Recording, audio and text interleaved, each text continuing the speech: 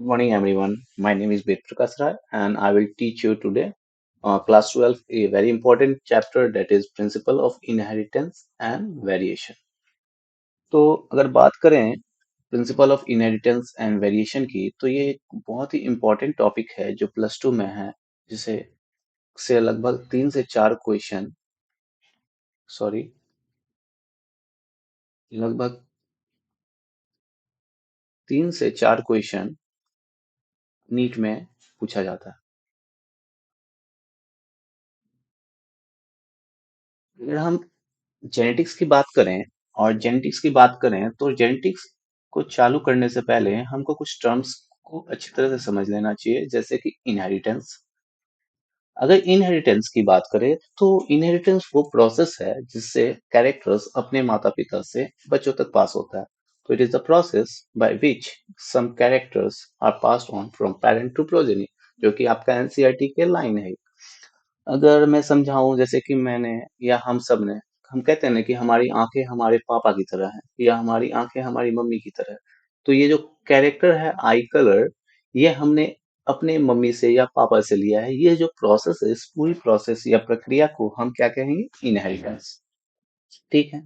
लेकिन क्या, एक बात कहूं, क्या हम अपने मम्मी पापा की तरह आइडेंटिकल हैं क्या? जी नहीं। आप सबका जवाब होगा नहीं, हम सब आइडेंटिकल तो नहीं है। तो ऐसा क्यों है? वाई?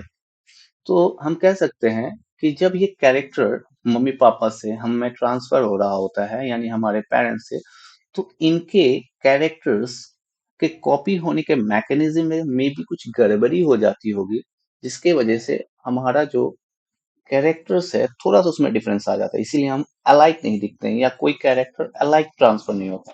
तो इसी को हम वेरिएशन कहते हैं, जो कि सेक्सुअल रिप्रोडक्शन करने वाले ऑर्गेनिज्म जैसे कि हम में पाई जाती है। तो variation is the degree by which progeny differ from their parents, यानी वो कैरेक्टर्स या में जो डिफरेंस फादर या प्रोजेनी से बच्चों में दिखी जाती है, उसी को हम वेरिएशन कहते हैं।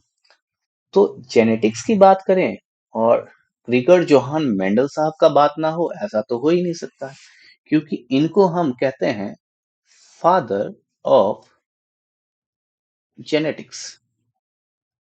अगर आम भाषा में हम अपना कहें तो, जो कि हमारा नॉर्मल लैंग्वेज है, तो ये पिता परमेश्वर हैं जेनेटिक्स के। वाई सो?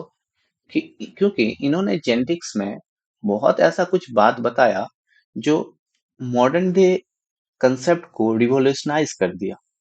इन्होंने इनका जन्म ग्रिगर जोहान मेंडल, जो कि ऑस्ट्रिया में जन्म हुआ था, ये एक चर्च में वहीं काम कर रहे थे एज अ फादर।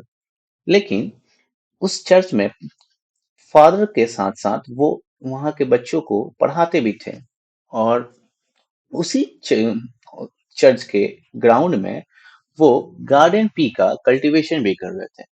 अगर गार्डन पी को हम कहें, तो इससे भी कभी कभार एक क्वेश्चन पूछ दिया जाता है नीट में कि अब बताइए गार्डन पी का साइंटिफिक नेम क्या है? That is pisum sativum. Pisum sativum. अब इसको आप दूसरे से कंट्रास्ट नहीं कीजिएगा, ठीक है ना? तो जब वो गार्डन पी को ऑब्जर्व कर रहे थे, तो उन्होंने पाया कि कि वो जो गार्डन पीस हैं, तो उनमें उन्होंने कुछ कंट्रास्टिंग कैरेक्टर्स देखे। अब कंट्रास्टिंग कैरेक्टर की बात करें तो आप कंट्रास्टिंग कैरेक्टर कैसे समझिएगा? जैसे फॉर एग्जांपल हम अपनी बात करते हैं, कंपेयर हम जब अपने आप से करते हैं तो बेहतर समझ में आता है हम सबको, है ना? तो जैसे कि फॉर एग्जांपल ह्यूमन हाइट, तो ह्यूमन हाइट की बात करें तो हम देखते हैं अपने पॉपुलेशन में कोई व्यक्ति बहुत टॉल है, कोई व्यक्ति बहुत ही ड्वार्फ है, और कोई मीडियम हाइट के भी। लेकिन मेंडल जब पी प्लांट को ऑब्जर्व कर रहे थे, यानी गार्डन पी प्लांट को ऑब्जर्व कर रहे थे, तो उन्होंने ये पाया कि पी में कंट्रास्टिंग कैरेक्टर देखने को मिला। या तो पी के प्लांट टॉल है या डॉर्फ है, या उनका सीड का शेप राउंड है या रिंकल है, या सीड का कलर जो है, पॉड शेप जो है, फुल है या कंस्ट्रक्टेड है। ये कंट्रास्टिंग ट्रेट्स देखे। तो उनके मन में एक सवाल है, ऐसा तो हम में नहीं होता। इस हम में ह्यूमन पॉपुलेशन की बात करें तो ह्यूमन पॉपुलेशन में तो ऐसा नहीं होता। क्या नहीं होता? तो ह्यूमन पॉपुलेशन में हम देखते हैं आइदर जो ऑर्गेनिज्म है, या तो टॉल हाइट वाले होते हैं या मीडियम हाइट वाले में भी हो सकते हैं या ड्वार्फ हाइट वाले भी हो सकते हैं। स्किन कलर की बात करें तो एकदम फेयर स्क्रीन यानी मिल्की वाइट स्क्रीन भी देखने के लिए मिलता है, डार्क स्क्रीन भी देखने के लिए मिलता है और इंटरमीडिएट स्क्रीन कलर भी देखने के लिए मिलता है। तो इससे पहले साइंटिस्ट लोगों की धारणा ये थी कि कुछ जो है फादर साइड से आता है कैरेक्टर, कुछ मदर साइड से आता है और इनका मिक्सिंग हो जाता है और एक इंटरमीडिएट कैरेक्टर बन जाता है। ये पहले की धारणा था, लेकिन जब मेंडल स्टडी किए गार्डन पी को तो उन्होंने ये नहीं पाया। उन्होंने देखा कि आइदर प्लांट टॉल है या डॉर्फ है, या तो सीड का शेप राउंड है या तो ट्विंकल है। तो ये सब सवाल उनके दिमाग में आ रही थी। तो उन्होंने मेंडल ने लगभग 1856 से लगभग 1863 तक 7 साल लगातार एक्सपेरिमेंट किए इस बात को जानने के लिए क्यों उनमें इंटरमीडिएट कैरेक्टर्स नहीं दिख रहे हैं। तो ये 7 साल काम करने के बाद 1865 में उन्होंने अपने पब्लिश किया वर्क को और एक लोकल मैगजीन में किया जिसका नाम है ब्रून। ब्रून नामक शहर में एक लोकल मैगजीन में अपने काम को पब्लिश किया और उनके काम को हम कहते हैं known as the three law of inheritance. तो बेसिकली उन्होंने थ्री लॉ ऑफ इनहेरिटेंस दिया। तो ये थ्री लॉ ऑफ इनहेरिटेंस क्या है? ये अगर हम अभी बढ़े कि तो law of dominance, law of segregation, law of independent assortment, लेकिन ये सब समझने से पहले, उनके काम को समझने से पहले हमको जेनेटिक्स के कुछ टर्म्स को समझना आना चाहिए और ये सब को जाने बिना हम जेनेटिक्स समझ नहीं सकते हैं। जैसे कि मैं कहूँ तो जैसे होमोलोगस क्रोमोसोम क्या होता है, जीन्स क्या होते हैं, एलील क्या होते हैं, ट्रेट्स क्या होते हैं, कैरेक्टर क्या होते हैं, लोकस क्या होते हैं, होमोजाइगस क्रोमोसोम क्या होते हैं, हेट्रोजाइगस क्रोमोसोम क्या होते हैं, डोमिनेंट एलील क्या होता है, रेसेसिव एलील क्या होता है। आप सबने ये सब टर्म सुने होंगे। फिनोटाइपिक रेशियो क्या होता है, जीनोटाइपिक रेशियो क्या होता है। लेकिन इन सबको समझने से पहले हम जेनेटिक्स को समझने से पहले सॉरी, हम इन सारे टर्म्स को एक एक करके सीखेंगे या समझेंगे या पढ़ेंगे। तो सबसे पहले बात करते हैं homologous chromosome. What is homologous chromosome? आपके दिमाग में प्रश्न आता होगा और हर बार इसमें आप फंसते भी होंगे कि व्हाट इज होमोलोगस क्रोमोसोम। तो हम कहते हैं कि ह्यूमन पॉपुलेशन की बात करें तो ह्यूमन पॉपुलेशन हम एक डिप्लॉयड ऑर्गेनिज्म है। कैसे ऑर्गेनिज्म है? Diploid. What do mean by diploid? ऐसे ऑर्गेनिज्म जिसमें हर क्रोमोसोम का एक सेट हो। क्या हो? सेट। यानी कहे तो राम का जुड़वा भाई श्याम जो उसके शकल रूप में हूबहू दिखता है। तो हम यहाँ में क्रोमोसोम की बात कर रहे हैं कि क्रोमोसोम जो होंगे वो हूबहू एक ही तरह के दिखने वाले होंगे। तो दो क्रोमोसोम को हम होमोलोगस कब कहेंगे?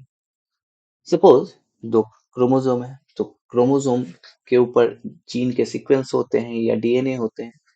तो क्रोमोसोम का वो पार्ट जिसपे कोई स्पेसिफिक जीन का रेस्पॉन्सिबल हो कोई कैरेक्टर के लिए। सपोज फॉर दिस पोजीशन, एक इस पोजीशन पे आई कलर का जीन प्रेजेंट है। तो सामने वाला जो क्रोमोसोम है, जो पेयर ऑफ क्रोमोसोम है, अगर उसके भी सेम पोजीशन पे अगर मुझे आई कलर का जीन मिले तो हम कहेंगे ये दोनों क्रोमोसोम कैसे हैं? Homologous chromosome. तो मैंने क्या बोला आप सबको कि दो क्रोमोसोम को हम होमोलोगस कब कहेंगे? Two chromosome are said to be homologous chromosome if on the same position gene for same character are present. जैसे कि आप इस क्रोमोसोम और इस क्रोमोसोम में देखिएगा कि इस पे भी इस पोजीशन पे कौन से जीन प्रेजेंट है? आई कलर का। और इस क्रोमोसोम पे भी कौन से कैरेक्टर का जीन प्रेजेंट है? आई कलर का। तो इन दोनों क्रोमोसोम को हम क्या कहेंगे? ये होमोलोगस क्रोमोसोम। या हेयर कलर की बात करें तो सपोज उस क्रोमोसोम के एक स्पेसिफिक पोजीशन पे हेयर कलर की जीन है। तो अगर सामने वाला क्रोमोसोम अगर होमोलोगस क्रोमोसोम है तो इसका मतलब उस क्रोमोसोम के जीन पे भी, उस पोजीशन के जीन पे भी कौन सा जीन कैरेक्टर का कलर होगा? Hair colour. तो इसी को मैंने स्टेटमेंट वाइज लिखा है अपनी लैंग्वेज में कि two chromosome are said to be homologous chromosome if one of the same position, if on the same position locus genes for same character are present. यानी दो क्रोमोसोम को हम होमोलोगस क्रोमोसोम कब कहेंगे? जब एक ही पोजीशन पे सेम जीन प्रेजेंट हो, सेम कैरेक्टर को कोड करने वाला। ठीक है। अब अगले टर्म की तरफ आते हैं। आई मेक श्योर दैट कि आप लोग को ये समझ में आया हो होमोलोगस क्रोमोसोम। अगले टर्म की बात करें तो हम बात करेंगे जीन। तो हम जानते हैं कि हमारा डीएनए पे बहुत कुछ इंफॉर्मेशन लिखा होता है। वो इंफॉर्मेशन हमारे काम का होता है, यानी काम का इन द सेंस वो आगे चल के कोड करेगा कोई कैरेक्टर के लिए या नहीं भी। तो gene A part of DNA which makes a complete RNA, यानी हम जानते हैं जीन डीएनए से आरएनए बनता है और आरएनए से प्रोटीन बनता है। ये सब आप जानते होंगे। और नहीं जानते हैं तो आप लोग सीखिएगा मॉलिक्यूलर बेसिस ऑफ इनहेरिटेंस में, जिसको सेंट्रल ऑफ डॉग्मा भी कहते हैं। तो डीएनए से आरएनए बनता है और आरएनए से प्रोटीन बनता है। तो जीन क्या है? Gene A part of DNA है जो कि एक कंप्लीट आरएनए को बनाएगा। सपोज ये डीएनए का पीस है, ये पूरा एक कंप्लीट डीएनए है, तो इस डीएनए से डीएनए का वो पार्ट जो आगे चल के एक कंप्लीट आरएनए बना दे, उसको हम क्या कहेंगे? जीन। तो what is gene? Gene is that part of DNA which makes a complete RNA. Suppose इस डीएनए पे यहाँ में जो इंफॉर्मेशन छुपी हुई है इस जीन पे, वो बॉडी कलर का है, तो ये जीन किसके लिए कोड करेगा? Body colour. तो ये इंफॉर्मेशन को पास ऑन करेगा in the form of RNA, RNA के फॉर्म में पास करेगा, और यही आरएनए आगे चल के in the form of protein express हो जाएगा। तो यहाँ जो प्रोटीन बनेगा वो प्रोटीन किसके लिए बनेगा? बॉडी कलर के लिए। तो इस प्रोटीन के बनने की वजह से बॉडी कलर के अलग अलग वेराइटीज देखने के लिए मिलते हैं, ठीक है। सिमिलरली आई कलर का भी। तो एक डीएनए पे के सीक्वेंस पे बहुत सारे जीन पाए जा सकते हैं। तो what is gene? A part of DNA which makes a complete RNA, ठीक है। एलील क्या होते हैं? तो एलील को हम कहते हैं कि एक ही जीन का स्लाइटली वेराइड फॉर्म। क्या? Slightly varied form of gene. से फॉर एग्जांपल, हम तो है डिप्लॉइड ऑर्गेनिज्म, तो हमारे पास हर क्रोमोसोम का एक जुड़वा भाई होगा, तो हर जीन का भी एक जुड़वा भाई होगा सेम कैरेक्टर के लिए। सपोज हाइट एक कैरेक्टर है तो उसका भी जुड़वा भाई एक और होगा। अंडर नॉर्मल कंडीशन आपका ये दोनों ही जीन क्या करेगा? आरएनए बनाएगा, उस आरएनए से एक नॉर्मल प्रोटीन बनेगी, और वो प्रोटीन कैसा कोड करेगा? For tall height. समझ रहे हैं आप? तो ये भी जो हाइट है, ये भी जो जीन है, ये अगर नॉर्मल जीन है तो ये नॉर्मल प्रोटीन बनाएगा और ये कोड करेगा टॉल हाइट। सपोज मैंने ये जो जीन है इसको कैपिटल टी से एक्सप्रेस किया और इस जीन को कैपिटल टी से एक्सप्रेस किया, तो इस पर्सन के पास जो कॉम्बिनेशन ऑफ जीन हो गया वो कैपिटल टी हो गया। इसी फॉर्म को हम एलील कहते हैं। एलील को समझिएगा आप लोग, देखिए इस केस में हाइट कैसा एक्सप्रेस होगा? Height express will be toll, क्योंकि दोनों ही कॉम्बिनेशन में जो फादर के साइड या मदर के साइड या जो बच्चा है उसमें एक तरफ से जो हाइट के लिए एक्सप्रेस हो रहा है वो कैपिटल टी एक्सप्रेस हो रहा है, और एक तरफ से भी कैपिटल टी एक्सप्रेस हो रहा है, तो हाइट कैसा एक्सप्रेस होगा? टॉल, ठीक है। But if one of the genes coding for tall height get mutated, what will happen? अगर एक जीन जो कि टॉल हाइट के लिए कोड कर रहा है इस क्रोमोसोम में से, मान के चलिए ये जीन जो है वो खराब हो गया, तो ये जीन जो खराब हो गया, ये म्यूटेटेड होने का मतलब ये है कि जीन का क्वालिटी क्वांटिटी क्रोमोसोम का खराब हो जाना।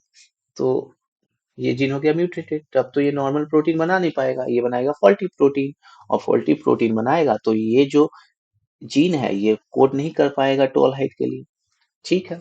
लेकिन इधर अभी भी जो हमारा एक और क्रोमोसोम है उस पे जो जीन है वो हाइट नॉर्मल प्रोटीन बनाएगा, क्योंकि जीन नॉर्मल है, म्यूटेटेड नहीं हुआ, तो यह नॉर्मल प्रोटीन बनेगी, और प्रोटीन कैसा कोड करेगा? वो टॉल हाइट। इस पर्सन की कॉम्बिनेशन ऑफ जो जीन हो गई वो कैपिटल टी और स्मॉल टी हो गई। अब ध्यान दीजिए आप, एलील का मतलब क्या हो? एलील वो होते हैं जो सेम कैरेक्टर के लिए कोड करें लेकिन डिफरेंट ट्रेट्स के लिए। समझे? ट्रेट्स, कैरेक्टर ट्रेट्स क्या होता है ये समझना चाहिए आप लोगों को। तो कैरेक्टर, जैसे कि हाइट एक कैरेक्टर हो गया, फॉर एग्जांपल हाइट क्या हो गया? कैरेक्टर। और टॉलर ड्वार्फ क्या हो गए? ट्रेट्स हो गए। आई कलर क्या हो गए? एक कैरेक्टर, ब्लू आई कलर, बॉडी ब्राउन आई कलर, ये सब क्या हो गए? ट्रेट्स। तो यहाँ में आप देखिएगा कैपिटल टी जो है वो टॉल हाइट के लिए कोड करेगा, और स्मॉल टी जो है वो किसके लिए करेगा? ड्वार्फ हाइट के लिए, है ना, एक्सप्रेस। तो ये जो जीन है ये दोनों हाइट के लिए कर रहे हैं, कैरेक्टर तो सेम हो गया लेकिन ट्रेड्स क्या हो गए? डिफरेंट। एक टॉल हाइट के लिए कोड करेगा और एक किसके लिए करेगा? ड्वार्फ हाइट के लिए। इसी को एलील कहते हैं। तो एलील क्या है? Allele are the genes coding for same characters but may be for different traits. बहुत बढ़िया। ठीक है। अब होमोजाइगस क्रोमोसोम क्या है? अभी देखिए आप, अभी आप लोग होमोलोगस क्रोमोसोम समझे। होमोजाइगस क्या है? दो क्रोमोसोम को हम होमोलोगस कब कहते थे? जब सेम पोजीशन पे, सेम लोकस पे जीन जो है सेम कैरेक्टर के लिए कोड कर रहा है। सपोज यहाँ पे भी हाइट का जीन है, तो यहाँ में भी किसका जीन होगा? हाइट का जीन। तो हम कहेंगे ये दोनों क्रोमोसोम कैसे है? Homologous chromosome. लेकिन होमोजाइगस कब कहेंगे? जब ये भी टॉल हाइट के लिए कोड कर रहा हो ये जीन, यानी और ये भी किसके लिए कर रहा हो? टॉल हाइट के लिए। तो इस कंडीशन में ये क्रोमोसोम कैसा हो गया? होमोजाइगस। दोनों ही सेम ट्रेड्स के लिए कोड कर रहे हैं। तो two chromosome are said to be homozygous for if allele for same traits are present। ठीक है। हेट्रोजाइगस कब होगा? सपोज ये जो क्रोमोसोम है,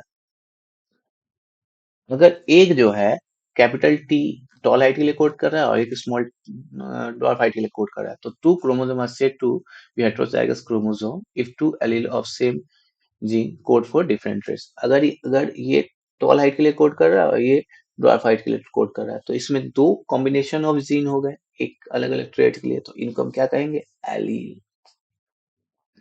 डोमिनेंट क्या होता है, रिसेसिव क्या होता है, ये भी जानिए आप। सपोज हेट्रोजाइगस कंडीशन हुआ, कोई क्वेश्चन कैसा है? हेट्रोजाइगस ऑर्गेनिज्म में एक जो जीन है वो कैपिटल टी है और एक इसके पास स्मॉल टी है। इसका मतलब आप ये समझ सकते हो कि वैसा ऑर्गेनिज्म कैसा होगा जिसके पास टॉल भी एक्सप्रेस हो रहा है और डॉर्फ भी हाइट एक्सप्रेस हो रहा है, डॉर्फ। तो आप देखिएगा, अगर टॉल हाइट एक्सप्रेस हो जाता है उसके मॉर्फोलॉजी में, एक्सटर्नल अपीयरेंस में वो टॉल हो जाता है, तो इसका मतलब जो कैपिटल टी एलील है वो स्मॉल टी के ऊपर क्या है? डोमिनेंट है, क्योंकि उसने उसके कैरेक्टर्स को या उसको एक्सप्रेस होने से क्या कर दिया? इनहिबिट कर दिया। ठीक है। तो capital T allele dominates over T allele and expresses character और ट्रेट। तो ये एलील जो कैपिटल टी वो क्या हो जाएगा? डोमिनेंट हो जाएगा। लेकिन रेसेसिव एलील कौन से होते हैं? रेसेसिव एलील तभी एक्सप्रेस हो सकते हैं जब प्योर कंडीशन हो, यानी होमोजाइगस। यानी तरफ अगर फॉल्टी प्रोटीन बने, तो मान के चले इधर भी फॉल्टी प्रोटीन बन रही है, इधर भी फॉल्टी बने, तो दोनों ही कैसा कोड करेंगे? Not for tall height. तो only in this condition dwarf height will be express. तो रेसेसिव एलील हमेशा होमोजाइगस कंडीशन में एक्सप्रेस होता है, ये आपको याद रखना। फिनोटाइपिक रेशियो क्या होता है, जीनोटाइपिक रेशियो क्या होता है, ये जानिए। फिनोटाइपिक रेशियो होता है जैसे कि एक्सटर्नल अपीयरेंस या मॉर्फोलॉजी, बाहरी रूप रंग देख के हम बताएं कुछ, तो उसको हम क्या कहेंगे? Phenotypic ratio. फॉर एग्जांपल हम लोग ने चार प्लांट लिए, पी प्लांट, जिसमें तीन टॉल हुआ और एक ड्वार्फ दिखा, तो इसका मतलब फिनोटाइपिक रेशियो हम क्या कहेंगे? Three tall is to one dwarf. Phenotypic ratio क्या है? किसी की एक्सटर्नल मॉर्फोलॉजी, एक्सटर्नल बनावट के हिसाब से अगर बात करें तो उसको हम क्या कहेंगे? हाँ, फिनोटाइपिक रेशियो। जैसे कि हम लिए चार पी प्लांट के पौधे और उसमें हम देखें कि तीन जो है टॉल है और एक ड्वार्फ है। इसके मतलब कि अगर हम बोले कि उनमें रेशियोज कैसे है प्लांट का, तो तीन तौल पे एक ड्वार्फ, तो ये हो गया फिनोटाइपिक रेशियो। जीनोटाइपिक रेशियो क्या होता है? तो हम कभी भी किसी भी ऑर्गेनिज्म की जेनेटिक कॉन्स्टिट्यूशन को देखें, जेनेटिक मैकअप को देखें, तो हम क्या कहते हैं? तो वो स्टडी को जेनेटिक जीनोटाइपिक रेशियो कहते हैं। फॉर एग्जाम्पल, चार पी के प्लांट हैं जिसमें हम देखें कि एक प्योर टॉल है, यानी एक होमोजाइगस टॉल है, दोनों कैपिटल टी एलील है। एक दो जो है हेट्रोजाइगस टॉल है, एक है कैपिटल टी एक स्मॉल टी, और एक जो है प्योर डॉर्फ है, यानी स्मॉल टी स्मॉल टी। इस केस में हम जीनोटाइपिक रेशियो क्या कहेंगे? कि एक प्योर टॉल है, दो प्योर डॉर्फ है, एक प्योर टॉल है, दो हेट्रोजाइगस टॉल है और एक डॉर्फ हो गया, यानी जेनेटिक कंस्टिट्यूएंट या जेनेटिक मेकअप की जब बात करें तो उसको एक्सप्रेस करने के लिए हम जेनेटिक रेशियो का सहारा लेते हैं। Thank you and have a nice day everyone. Bye bye.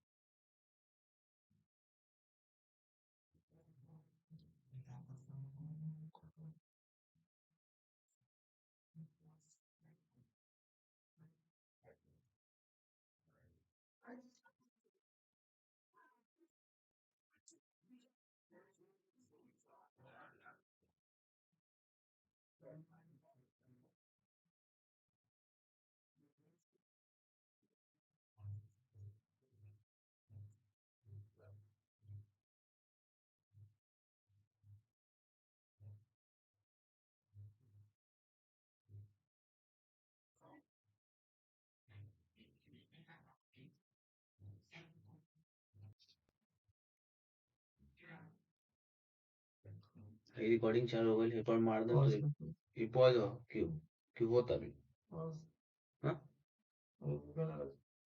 हाँ हे जो नेट लोक होतं ना मग ते होतं पॉज हो तो ये तो